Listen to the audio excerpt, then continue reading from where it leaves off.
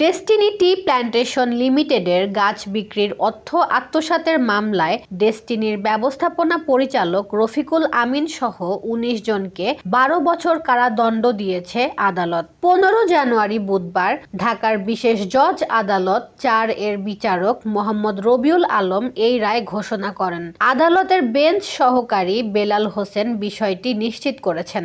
বর্তমানে কারাগারে আছেন এমডি রফিকুল আমিন, ফারহা দিবা ও মোহাম্মদ হোসেন।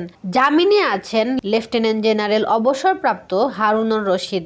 বাকিদের মধ্যে ১৫ জন পলাতক রয়েছে। ২০১২ সালের ৩১ জুলাই দুর্নীতি দমন কমিশন মামলা দায়ের করে।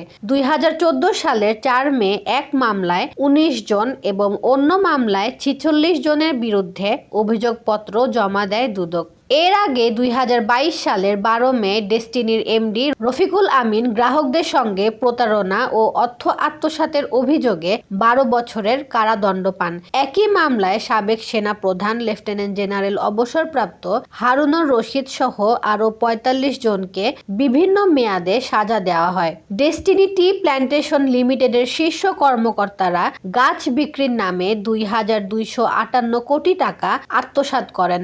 এর মধ্যে ৫৬ কোটি ১৯ লাখ টাকা এলসি হিসেবে তুলে নেওয়া হয় এবং আরও ২,০৬,০০০ মার্কিন ডলার সরাসরি বিদেশে পাচার করা হয়।